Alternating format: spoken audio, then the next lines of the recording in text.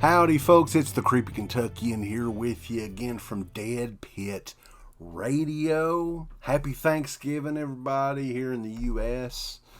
And this week, since we're celebrating Thanksgiving, and it is KiNovember, Thanksgiving is the American way, boys. So, you must celebrate Thanksgiving with the American Ninja and the American Ninja 2, The Confrontation. It's a great double feature of 80s cheesy ninja goodness. Our good friends over at Kino Lorber, these are both part of the Kino Lorber Studio Classics collection. And they are two of my childhood favorites. And these are movies that I had on DVD, I probably haven't seen in 15 years or longer, but that I was excited about revisiting, especially these keen special edition Blu-rays with extra features and the slipcover and all that good stuff. So these came out recently from Kino, and we're going to take a look at each of them today, go over some of the special features and everything, and answer the question for you guys. Are you proud to be an American? And are you proud of the American Ninja? Before we get into the movies, though, let's take you back there. Cannon Films, Mahatma Galen, and Yerham Globus. They had a little bit of a ninja boom on their hands after the 1981 film Enter the Ninja, starring the legendary Sho Kosugi, and continued on with Revenge of the Ninja. That's where they first met up with Sam Furstenberg, who directed both of these movies, by the way. And he would also do the third and final installment of the Kosugi Ninja trilogy, Ninja 3: The Domination. With the American Ninja movies, he had his work cut out for him. He had a hell of a reputation to live up to. Michael Dudikoff, who, to be honest with you, I always confuse with Tom Matthews. They look so close to each other, and they actually even talk similar. They even sound the same. But anyway, he was pretty much an unknown actor. But anyway, he kind of found his niche with these sort of movies, these action-packed martial arts, cheesy movies, and made a plethora of them, even beyond the American Ninja movies, which there were 5 American Ninja movies. I think Michael Dudikoff was only in 3, but he did, just look up his filmography. He did all kinds of shit like this. So they were playing off the popularity of those ninja movies that Furstenberg and Cannon Films had made before. And man, these are a lot of fun. So we're going to talk about the movies, and then we're going to get into the special features and just the overall picture quality. Are these worth picking up at a reasonable price? So let's get into it, boys. First up, American Ninja from 1985, directed by Sam Furstenberg. Michael Dudikoff stars as Joe Armstrong, a new enlistee to the U.S. Army with a mysterious past.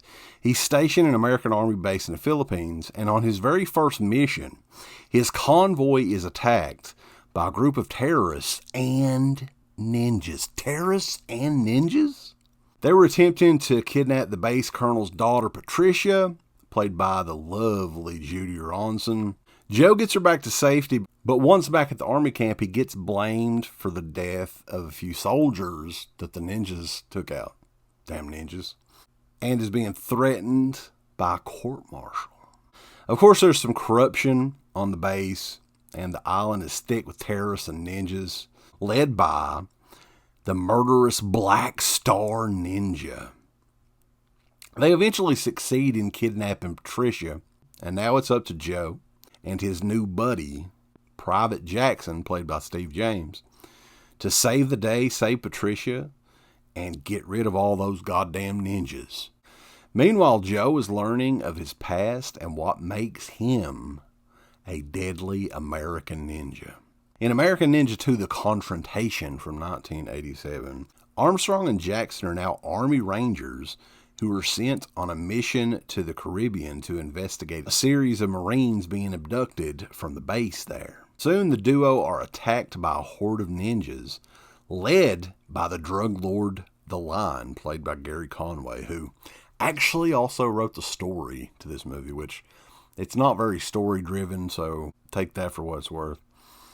Anyway, The Line genetically alters his fighters into superhuman ninja killing machines. And now Joe's plan is to single-handedly take down the empire of ninjas and save the day. That is the American Ninja movies. The first two, at least. Hopefully, Kino will release the other ones. I mean, I would love to have all of them, even though, you know, some of them kind of are not as good as these two, of course. But anyway, that's the movies. These are just so cheesy and so much fun, both of them.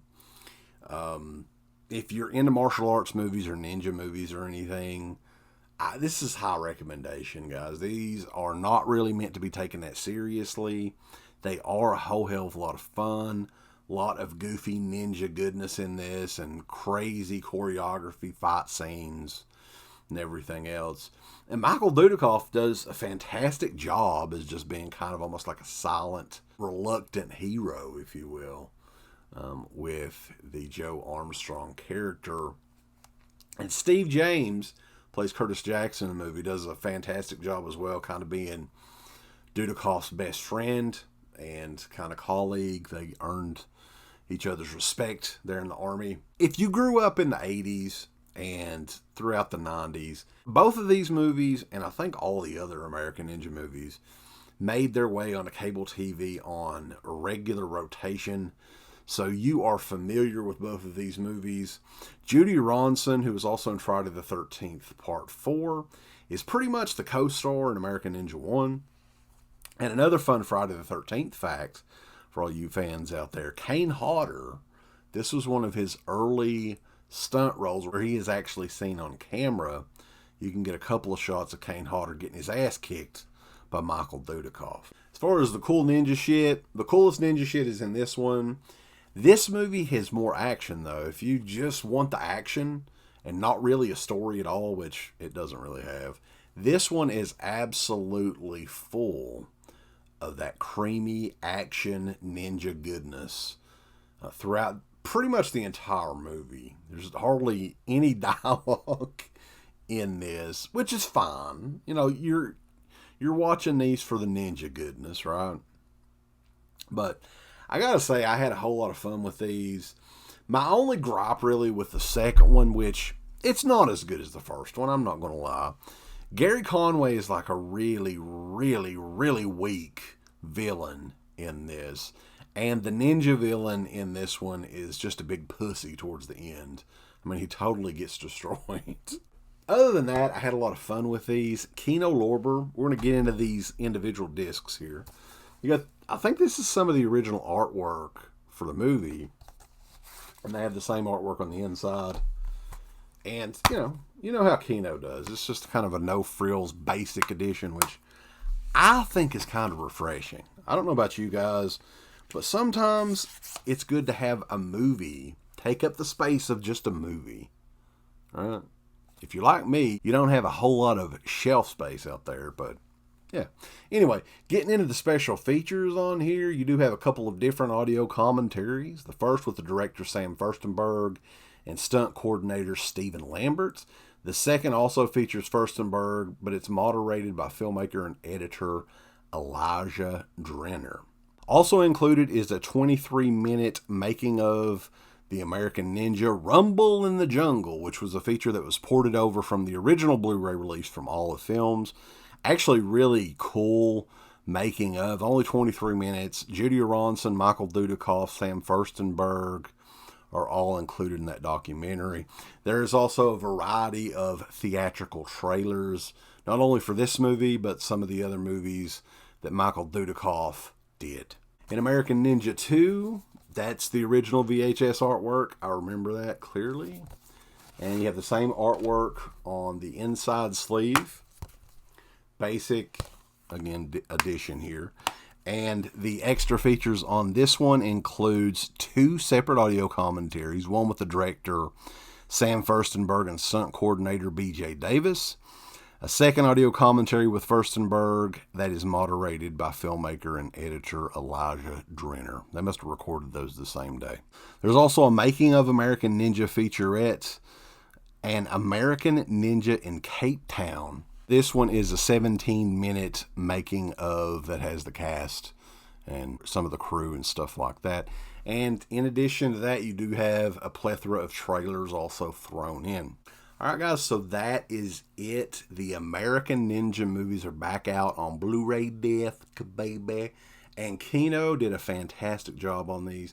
The transfer on these were fantastic. I did not see any issue with anything on these discs.